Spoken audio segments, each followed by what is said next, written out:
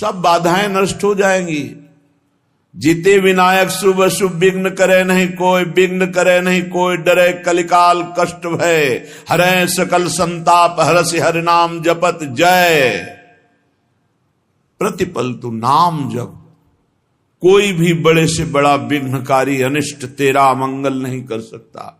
जिसकी जिह्वा पर नाम है तो जिते विनायक शुभ अशुभ विघ्न करे नहीं कोई, क्योंकि बहुत बड़ा रक्षक नाम जिह्वा पे विराजमान है, बहुत बड़ा पहरेदार नाम है, अंगरक्षक है।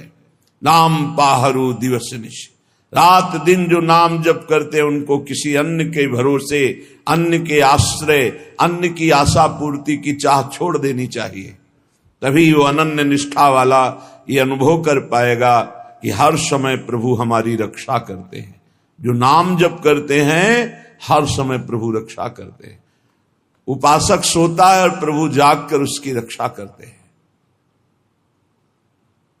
गोस्वामी तुलसीदास जी की रामचरितमानस की कृति को गंगा जी में प्रवाहित करने के लिए दो ईर्ष्यालु गए तो देखा कि दरवाजे पर श्याम गौर जोरी राम लक्ष्मण जी धनुष बिल्कुल प्रत्यंचा खींचे हुए खड़े, भयभीत होकर दूसरे दरवाजे वहां भी देखा। भक्त चैन से सोता है और भगवान जागकर उसकी रक्षा करते हैं। विश्वास करे, बस आश्रय भरोसा दृढ़ करके छिन छिन नाम जप करे। नाम जप अगर जीवन में नहीं है तो जीवन व्यर्थ का जीवन है। छल कपट करके रुपया कमा लो, तुम्हारे किसी काम रुपया नहीं आएगा। खाओगे तो रोटी दाल ही, रुपया तो खाओगे नहीं। और भगवान चराचर को भोजन दे रहे हैं, कोई ऐसा नहीं कि भूखा हो। जो दो रोटी में तृप्त हो जाता है उससे दो रोटी देते हैं, जिसे 2 कुंतल चाहिए उसे 2 कुंतल का आहार देते हैं। भगवान सबको आहार देते हैं। अगर तुम मनुष्य शरीर धारण करके केवल आहार और भोग और रुपया पैसा मान प्रतिष्ठा में जीवन नष्ट कर दिया तो क्या दुर्लभता रही इस मनुष्य जीवन की। 84 लाख योनियां, ये निद्रा भय आहार मैथुन सबके है। फिर कहा गया बड़े भाग मानुष तन पावा, सुर दुर्लभ सदग्रंथन गावा, साधन धाम मोक्ष कर द्वारा, पाए न जेब परलोक सम्हारा। बड़ा दुर्लभ, देव दुर्लभ मनुष्य शरीर है। सबका जितने मानव देह धारण किए बड़ा देव दुर्लभ, क्योंकि इससे आप जितनी ऊंचाई पर चढ़ना चाहें चढ़ सकते हैं, जितना नीचे गिरना चाहें गिर सकते हैं।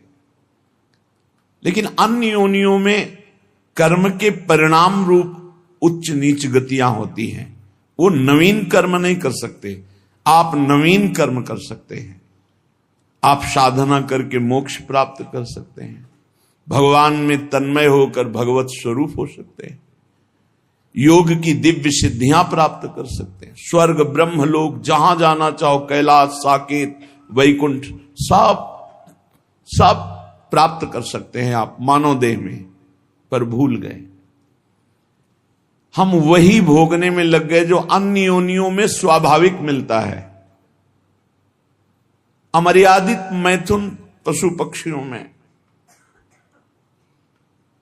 उसके लिए जीवन नष्ट कर देना।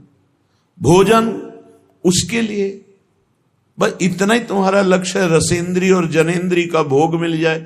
रुपया तो केवल भोग मिलता है इसलिए है, उसका कोई महत्व नहीं। वो महत्व है कि उसको हम भोग प्राप्त करने के लिए प्रयोग करते हैं, बस इसलिए रुपये में महत्व है।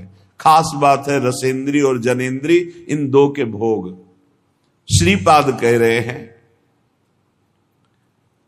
अत्यंता शुचि बीभत्स देहादौ नैव करहिचित, देहि दृष्टि प्रमादात् दप्यत्यनर्थ परंपराम।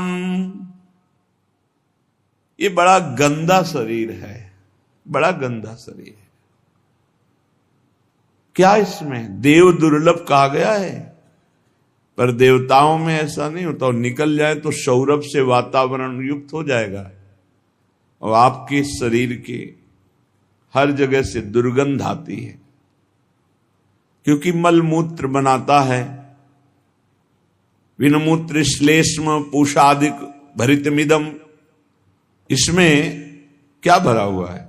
मलमूत्र श्लेष्मा, गंदी चीजें। ऊपर से चमड़ी चिपकी हुई है, उससे आकर्षण होता है। अत्यंता शुचि, बड़ा अपवित्र है।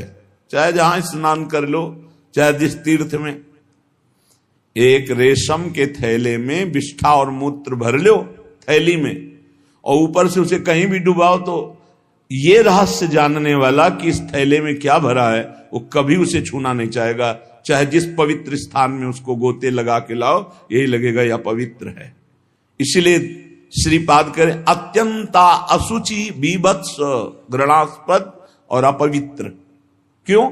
यही मलाशय मूत्राश्रय है, ऊपर से चमड़ी केवल है। हम नहा लिए तो बोले हम पवित्र हो गए, वो है अंदर। पवित्र तो हो गए जब भगवान का चिंतन होगा। अगर भगवान का चिंतन नहीं तो आप कहीं भी पवित्र नहीं हो सकते। बाह्य और भीतर पवित्रता भगवान की स्मृति से है। अपवित्र पवित्रो वा सर्वावस्थांगतोपि वह यह स्मरेत पुंडरीकाक्षम सवायाभ्यंतर शुचि। वो बाह्य और अभ्यंतर से परम पवित्र हो जाता है जो भगवान का स्मरण करता है। खास स्नान पवित्रता है भगवान का स्मरण। अगर बाहर से नहा लिया, भगवान से संबंध नहीं, भगवत भजन नहीं, तो क्या है? चमड़ी भर धोली, अंदर तो मलई मूत्र भरा है। अत्यंता अशुचि बीभत्स घृणास्पद देहादौ नैव करचित। इस देह से अपना संबंध मत रखो। यहां संबंध की क्या बात, मैं ही हूं ऐसा माने हुए हैं। इतना जोर का संबंध है कि ये हम भूल गए कि हमारी देह है। हम ये मान लिए कि मैं ही देह हूं। देख लो आप कैसे, तो आप बोलेंगे गोरे काले स्वस्थ अस्वस्थ, तो देह का ही परिचय तो बता रहे हैं। मैं को देह में मिला दिया। मेरा तो चलो थोड़ा दूरी करके वर्णन हुआ, लेकिन मैं ही शरीर हूं, बस यही भावना। कितना घोर अज्ञान अंधकार छा गया। कह रहे देहादौ नैव करचित। इस देह में मैंपन भूल करके भी मत करो, नहीं तो नष्ट हो जाओगे। क्या नष्ट हो जाओगे? बोले सर्वात्मार्थोरुविघ्नम कलय यदि मनोयोषिताम भावनिघ्नम। तुम्हारा परम मंगल होने के लिए मानव देह मिला और तुमने अपने को देह मान लिया, स्त्री मान लिया, पुरुष मान लिया। भोगों के लिए मन ललचाएगा, क्योंकि देह भाव में भोग है। भगवत भाव और ब्रह्म भाव, दास भाव, सख्य भाव, कांता भाव, इनमें कहीं काम नहीं है। ये जो सिद्ध भाव है इनमें काम नहीं। देह भाव में ही सारी कामनाएं विकार हैं।